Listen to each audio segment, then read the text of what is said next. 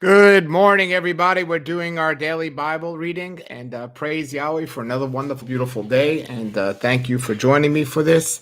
We are up to Second Chronicles chapter 4. Second Chronicles chapter 4, and we're going to be reading about the furnishings of the temple that Solomon was building and furnishing, and it's going to be great.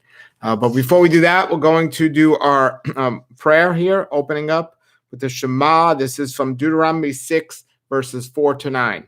Shema Yisrael, Yahweh Eloheinu, Yahweh Echad, Baruch Shem Kivo, Mahuto,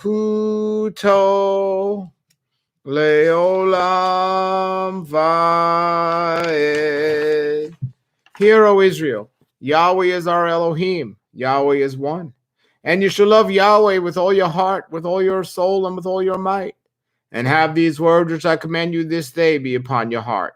And you shall teach them diligently to your children, and speak of them when you sit in your house, when you walk by the way, when you retire and when you arise. And you shall bind them for a sign upon your hand, and let them be frontlets between your eyes. And you shall write them on the doorposts of your house and upon your gate. Hallelujah. All right, so we are up to Second Chronicles chapter 4, the furnishings here that we're seeing.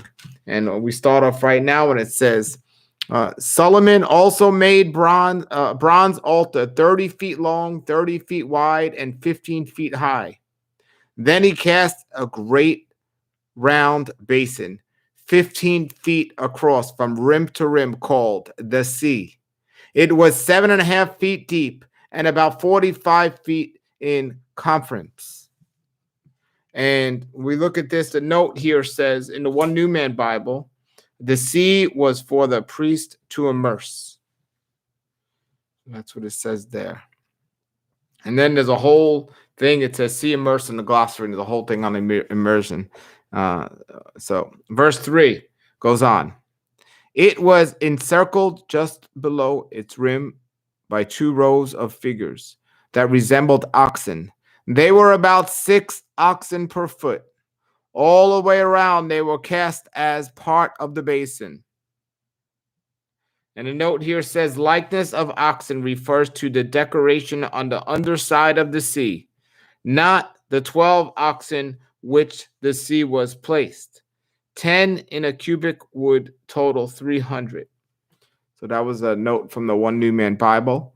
And then it says in verse 4, the sea was placed on a base of 12 bronze oxen, all facing outward. 3 faced north, 3 faced west, 3 faced south, and 3 faced east. And the sea rested on them. The note here for verse 4 in the One New Man Bible says, a bath is 6 gallons, so the sea held 18,000 gallons. A good swimming pool that was filled with living water from flowing water. Hallelujah. Okay, verse 5 reads, the walls of the sea were about 3 inches thick, and its rim flared out like a cup and resembled a water hilly blossom. It could hold about 16,500 gallons of water.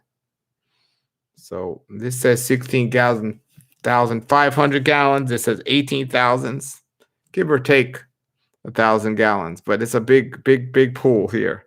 The note here says, why was everything in the temple built on such a grand scale?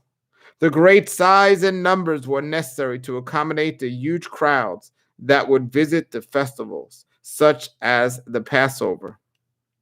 The numerous daily sacrifices required many priests and much equipment. And then we read verse 7, it says, he then cast 10 gold lampstands according to the specifications that had been given, and he put them in the temple. 5 were placed against the south wall, and 5 were placed against the north wall. The note for verse 7 says, the craftsmen followed Yahweh's Yahweh followed Yahweh's specifications carefully, with spectacular results. When Yahweh gives specific instructions, They must be followed to the letter. There is a time to be creative and a time to put forth our new own ideas, but not when the ideas add to the altar or contradict the specific directions Yahweh has already given to us in the Bible. For the best results in your spiritual life, carefully seek to follow Yahweh's instructions. Hallelujah. If only the writers or the translators here or the commentaries of the New Living Testament would follow their own advice and keep the commandments. But we're up to verse 8. He also built 10 tables and placed them in the temple, 5 along the south wall and 5 along the north wall. And then he molded 100 gold basins. He then built a courtyard for the priest and all the large outer courtyard. And also the large outer courtyard, he made doors for the courtyard entrances and overlaid them with bronze. Verse 10. The great bronze basin called the sea was placed near the southeast corner of the temple. In verse 11, Huram Abi also made the necessary washbins, shovels, and bowls. So at last Huram Abi completed everything King Solomon had assigned him to make for the temple of Yahweh. And then we're going to see the 2 pillars in verse 12. The 2 bowl-shaped capitals on the top of the pillars. The 2 networks of intertwined chains that decorated the capitals. Verse 13, the 400 pomegranates that hung from the chains on the capitals. 2 rows of pomegranates for each of the chain network decorated the capital on top of the pillars. The water carts holding the basins. The sea and the 12 oxen under it. The ash bucket, the shovels, the meat hooks, and all the related articles. Hanan Ali made all these, and burnished bronze for the temple of Yahweh, just as King Solomon had directed. And a note here said, washbins, shovels, and bowls. These are implements of worship unfamiliar to us. Although the articles we use to our worship have changed, the purpose of worship remains the same. To give honor and praise to Yahweh, we must never let our work of Yahweh be overshadowed by things we use to help us worship him. And then we go, verse 17. The king had them cast into clay molds in the Jordan Valley between Succoth and Zareth. In verse 18, Solomon used such great quantities of bronze that its weight could not be determined. Solomon also made all the furnishings for the temple of Yahweh, the gold altar, the table for the bread and of the presence.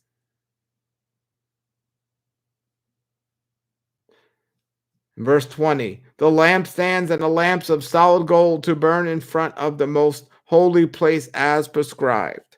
Verse 21, the flower decorations, lamps, and thongs, all of the purest gold. And then verse 22, the lamp snuffers, bowls, ladles, and incense burnings, all of solid gold, the doors for the entrance of the most holy place, and the main room of the temple overlaid with gold. And the note says all these details about the temple demonstrated the care Israel gave to acts of worship. The instructions also served as a manual to the original readers of 2 Chronicles, those who would rebuild the new temple on its original site. Ezra 3 verse 8 and 6 verse 15.